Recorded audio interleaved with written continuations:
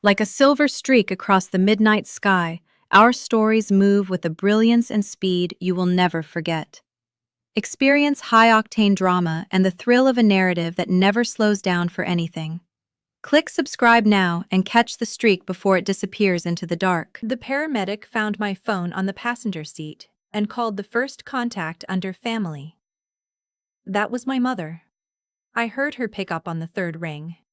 I was lying on a stretcher in the back of an ambulance, my head wrapped in gauze, and I remember thinking, she's going to lose her mind when she hears this.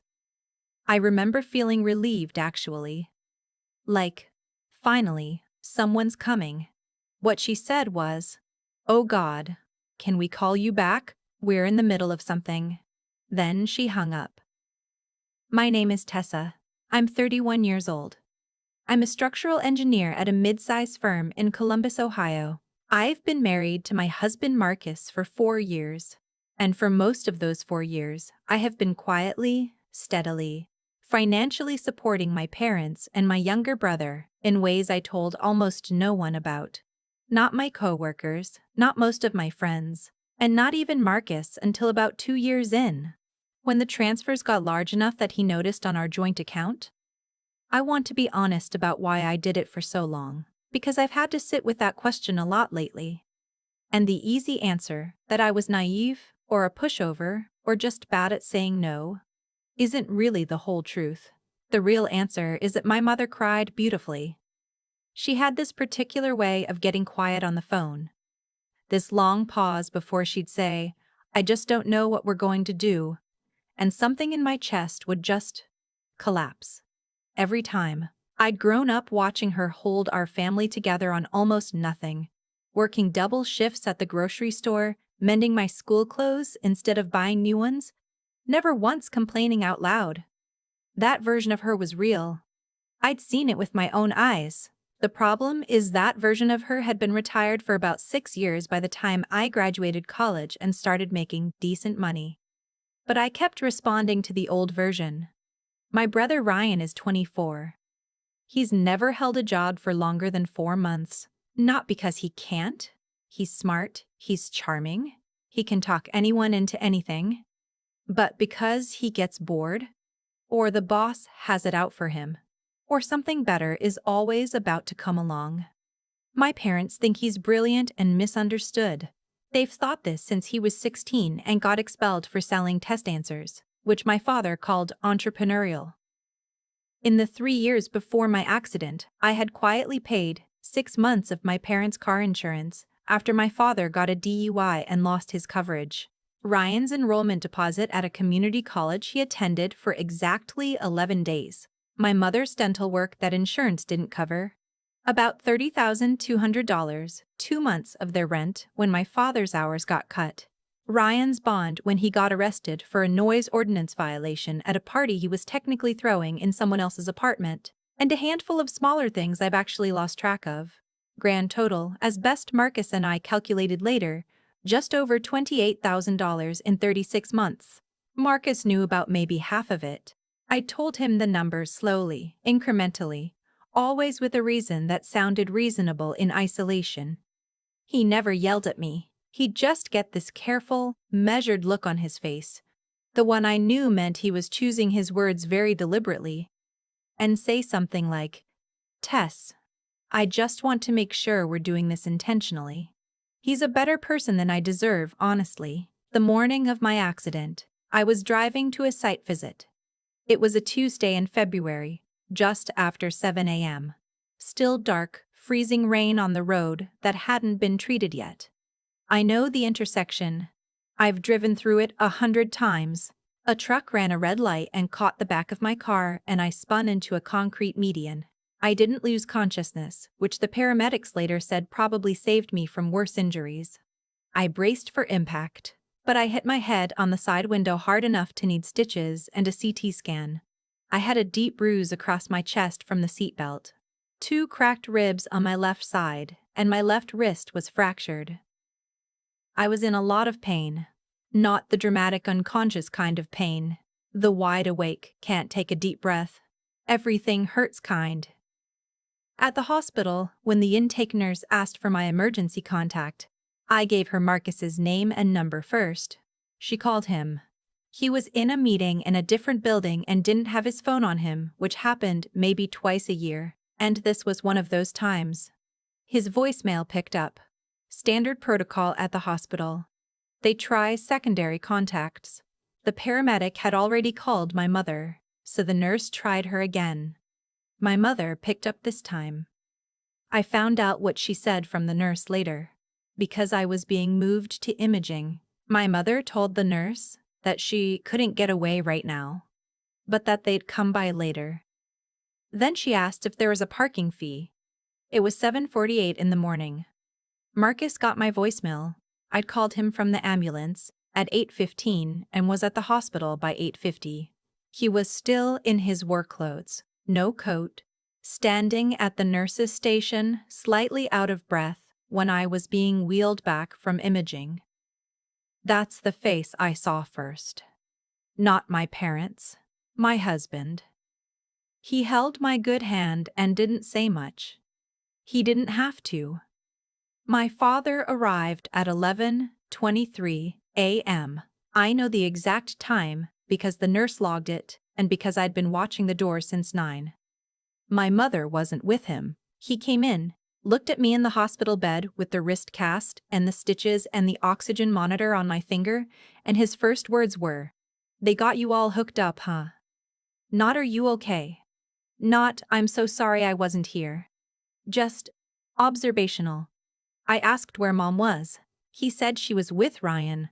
Apparently sometime around 8 that morning, Ryan had gotten a speeding ticket, 61 and a 45, and the fine was $340. Ryan had panicked, called my mother crying, and my mother had dropped everything to go be with him at the DMV to figure out the payment plan. A $340 speeding ticket. I had 2 cracked ribs and a fractured wrist and a head wound, and my mother was at the DMV consoling my 24-year-old brother over a $340 speeding ticket. My father sat in the chair by the window and scrolled his phone for 45 minutes. He asked Marcus twice about parking. He told me I should be more careful driving in winter. When a doctor came in to explain the imaging results and discuss whether the wrist would need surgical intervention, my father stood up and said he was going to go find a vending machine and never actually came back to the room. He texted me from the parking lot at 1:15 p.m. that he had to get to work. My mother never came. She texted at 2:40 that afternoon. I still have the text. I've never deleted it. Heard you're okay, so that's good. Ryan's really shaken up. Can you call him later? Marcus read it over my shoulder. He didn't say anything. He put his hand over mine and stared at the middle distance for a moment, and I could see him deciding, very quietly, that he was done pretending this was normal. I cried in that hospital room, and it wasn't from the ribs. I knew how to manage physical pain. I didn't know how to manage the specific feeling of lying in a hospital bed and realizing your mother chose a speeding ticket over you, that she weighed the two and decided that it wasn't even a close call for her. The surgery on my wrist was 2 days later. The fracture needed a plate and screws. Marcus had to give consent alongside me, since I was under general anesthesia and the procedure required it. Neither of my parents came. Ryan texted me that day to ask if I could front him the $340 for the ticket because he'd had a rough week. I put my phone face down and didn't respond. I was in a splint for 6 weeks and physical therapy for 3 months after that. Marcus worked from home for the first 2 weeks, handled all the cooking, drove me to every appointment, and did all of this without being asked, and without making me feel like a burden, which, if you know how stubborn and fiercely independent I am, you know is no small thing. My firm was understanding about the accommodations. My coworkers sent flowers. My parents called me 11 times during my 6-week recovery. I counted. 6 of those calls were from my mother, and 4 of the 6 involved some version of a financial request. Ryan needed help with insurance. My father's truck needed brake work. Could I do a small transfer to get them through the month? The 11th call was my mother asking if we could fly home for Easter and whether I'd be paying for the flights since we came to see you in the hospital. She said that. She actually said that. I didn't say anything back for a long moment. Then I said, "Mom, you didn't come see me in the hospital." And she said, "Well, your father did." And I said, "For 45 minutes." Then he left to find a vending machine. And she went quiet, and then she said, "I don't think that's a fair characterization," and then we were just done with that conversation. It was Marcus who first used the phrase "cut off," not as an ultimatum, not as an instruction. He's careful never to tell me what to do with my own family. But one evening, maybe 3 weeks after I was home, we were sitting at the kitchen table and he'd pulled up our bank statements to go through them together, which we'd been doing more carefully since the accident. And he just looked at the outgoing transfers for the past 3 years, and then looked at me and said, quietly, "Tessa, at some point we have to decide if we're doing this intentionally." Same phrase he'd always used, but it landed differently this time. We talked for a long time that night, about what I'd been giving and why, about what I'd gotten back, about the accident, and the DMV, and the 11 calls, about the fact that in 6 weeks of recovery, my mother had come to the house exactly 0 times, and my father had come once to drop off a pie my mother had baked, which, I'll admit, made me laugh a little in a painful way. The image of him showing up as pie delivery service. By the end of that conversation, I hadn't decided anything yet. But I knew I was close to deciding something. The thing that actually tipped me over happened about 6 weeks later. My company holds an annual recognition dinner every spring. It's a proper event, held at a downtown hotel, recognizing project milestones and employee contributions for the year. I'd been told, quietly by my manager in early March, that I was being recognized for my work on a large infrastructure project that had come in under budget and ahead of schedule. It was a meaningful award, the kind of thing I'd worked toward for a long time. I'd mentioned it to my parents in passing. My mother had said, "Oh, that's nice, when is it?" I told her the date. She said they'd try to come. Marcus and I arrived early. I was in a navy dress with my left arm still in a lighter, supportive brace. My PT had cleared me for the event, but I was still doing daily exercises. I was proud to be there. I'd worked hard through the injury, kept my projects moving, showed up every day I was allowed to. My parents didn't come. They hadn't told me they weren't coming. I found out when I texted my mother at 6:45 asking if they'd found parking, and she replied, "Oh, we couldn't make it. Ryan has a thing tonight. Ryan has a thing tonight. Ryan has a thing tonight." Marcus saw me read the text. He saw my face. He didn't ask what it said. He reached over and took my phone gently and read it himself, then handed it back without a word. I sat through the dinner. I accepted the award. I gave a short speech about the project team and thanked my colleagues. I smiled in the photos, and somewhere in the middle of all of that, something that had been fraying for a very long time finally just gave way. After the dinner, in the car on the way home, I told Marcus what I wanted to do. I want to be clear that the plan was not petty. I wasn't interested in a dramatic, screaming confrontation. I wasn't trying to punish anyone for the sake of it. What I wanted was a record. A clear, documented, undeniable record. Not for them, but for me. Because I'd spent years accepting their version of events, their gentle revisionism, their way of making every conversation end with me feeling like I'd misremembered or overreacted. I wanted a moment where the numbers were just present, where I didn't have to argue or justify or remember correctly, where the facts could just speak for themselves. My firm's annual project gala, a bigger, more public event held every 18 months for clients, community partners, and staff, was scheduled for 6 weeks later. I was on the planning committee. I had certain logistical access. I invited my parents. I sent formal invitations, the same ones all guests received. My mother confirmed they were coming. My father said he'd put it in his calendar. In the week before the gala, I prepared a document. It wasn't dramatic. No header fonts, no design. Just a clean, itemized spreadsheet of every transfer I'd made over 3 years, with dates, amounts, and one-line descriptions of what each was for. I added 3 columns at the end: date of accident, date of surgery, number of hospital visits from each family member. Father, 1 visit, 45 minutes. Mother, 0. Brother, 0. I also prepared a short statement, not a speech, just a few sentences. The kind of thing that sounds perfectly calm when you're delivering it, and absolutely devastating when someone hears it in public.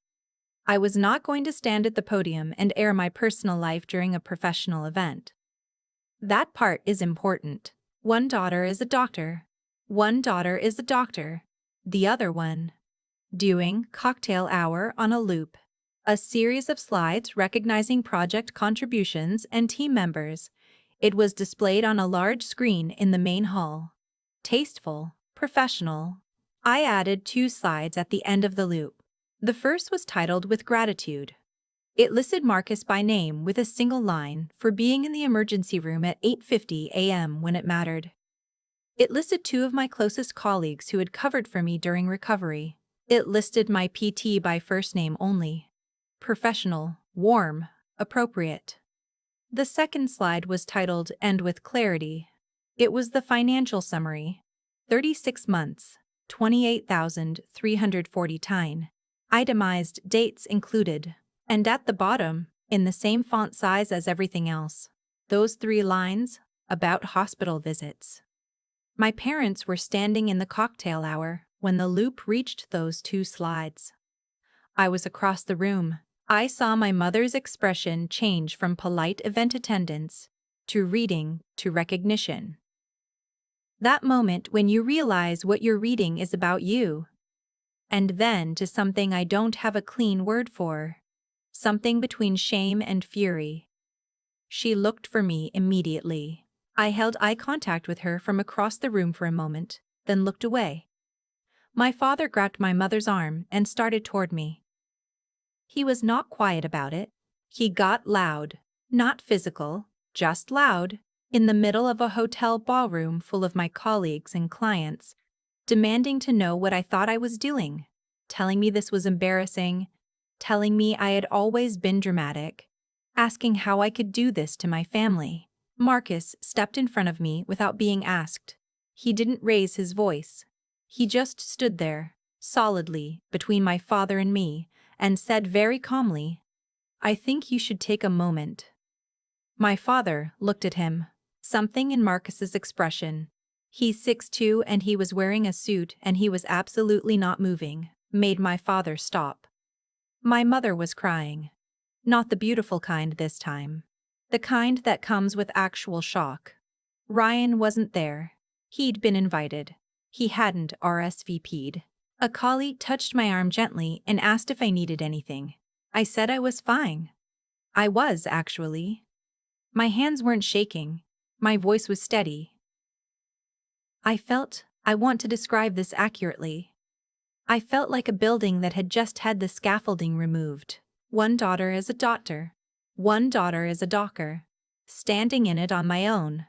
I didn't make a speech. I didn't say anything to my parents in the room beyond one sentence, which I walked over and said quietly to my mother while my father was being managed by Marcus and a very diplomatic event coordinator. I hope Ryan's thing was worth it. Then I went back to the cocktail hour. My parents left the event. I don't know exactly when. They were gone by the time dinner started. My mother called me 14 times over the following 3 days. I let every call go to voicemail. On the 4th day, I listened to all the messages in one sitting. Marcus was in the other room, giving me space but available if I needed him. And I took notes. The first 4 voicemails were variations on fury. How could I? So embarrassing. What would people think? In front of your colleagues, in front of strangers. The 5th voicemail was softer. Your father and I have been thinking. We know things haven't been easy. The 6th through 9th were about money. Dad's truck. A bill. Could I just? One more time. The 10th was my mother crying, genuinely in a way that used to hollow me out entirely. This time, I just listened. I let her cry. I wrote down what she said. When it was over, I set my phone on the coffee table and sat with it for a minute. Then I called her back. I didn't yell. I'd written out what I wanted to say, not to read from, just to know I'd thought it through. I told her that I loved her, and that I knew she'd worked hard when I was young, and that I was grateful for that time in my life. I told her that I'd spent 3 years trying to take care of them the way she'd taken care of me when I didn't have anyone else to do it. I told her that the morning of my accident was the last time I would ask anything from her emotionally, because she'd answered that question for me permanently. I told her the transfers were stopping, all of them. That Marcus and I had talked about it and agreed, and that it wasn't a negotiation. She asked what they were supposed to do. I said I didn't know, but that I trusted she'd figure it out. She'd done it before. She hung up. My father texted 2 days later. That was wrong what you did. You owe us an apology. I read it, set my phone down, and didn't respond. Ryan texted 3 weeks later asking if I could send him $200 for a car repair. I think he either hadn't heard what happened or had heard and decided to try anyway. I replied with 2 words. Good luck. He hasn't texted since. That was 8 months ago. Here's what the last 8 months have looked like. Marcus and I are putting $1,500 a month into a house fund that would have otherwise gone to my family. I'm sleeping better. I don't feel my chest clench every time my phone rings. I finished PT. I'm back to full mobility in my wrist, and last month I ran a 10K, which I mention not because it's impressive, but because 3 months after the accident, I couldn't open a jar one-handed, and now I ran a 10K. And no one who showed up for me that morning at the hospital is surprised. I don't know what my parents are doing. I've heard through my aunt that they're managing. I believe they are. They are both capable adults who have access to assistance, employment, and each other. They do not need my $28,000. What I know is what I have now. I have a husband who was in the emergency room at 8:50 a.m. I have colleagues who sent flowers and covered my meetings and never once made me feel like a burden. I have a wrist that works. And I have a very clean bank statement. Marcus asked me recently. We were just making dinner. Nothing momentous. He was chopping onions and I was reading something at the kitchen counter. He asked, "Do you miss them?" I thought about it honestly. I said, "I miss who I thought they were." He nodded and kept chopping. That felt like enough of an answer, for now. I've thought a lot about the word deserve since all of this happened. It's a word I used to apply to myself in the wrong direction. I would ask whether my family deserved my help. And the answer I kept arriving at was yes, because they were my family. Because my mother had sacrificed. Because people who love each other show up for each other even when it's inconvenient. What I didn't ask, for a very long time, was whether I deserved to be shown up for in return. That's not a small mistake. That's years of compounding interest on a debt you didn't know you were carrying. What I understand now, and I don't think I could have understood it any earlier, because understanding it required living through it, is that how people behave in the moments that cost them something is the only real data you have. My mother had 6 years of evidence that I would always send the money, that I would always accept the explanation, that I would find a way to be okay with whatever she gave me, and she acted accordingly. Not because she's a monster, but because I had never shown her a different set of consequences. That's not about blame, it's just about cause and effect, stripped of all the emotion I used to wrap around it. The same is true in reverse. Marcus was in that emergency room at 8:50 a.m. because being there was consistent with every other decision he'd made since I met him. The flowers from my colleagues, The coworkers who covered my meetings without being asked. None of that was accidental. I had spent years building those relationships by being reliable, present, and honest. When I needed something back, the people I'd actually invested in showed up. The infrastructure held. There's something humbling about realizing that you can be genuinely intelligent, professionally competent, good at your job, and still be completely blind to a dynamic that's happening in your own kitchen. I'm not a naive person. I have a structural engineering degree. I calculate load-bearing capacity for a living. And for 3 years I missed the most obvious structural failure in my life because I didn't want to look at it directly. That's what I mean when I talk about wisdom being different from intelligence. Intelligence got me through school and into a career I love.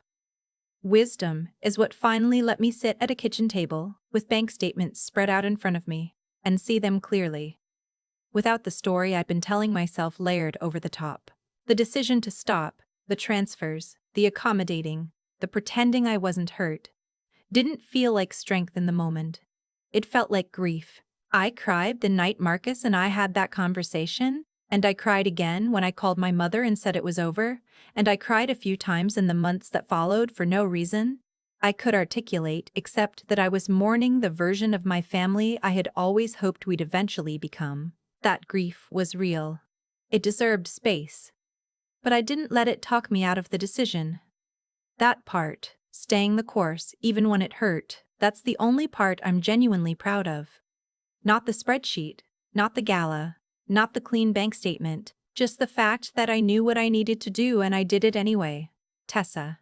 The version of her who kept sending money and making herself small and waiting to be chosen. She needed to retire. I think she did her best with what she understood at the time.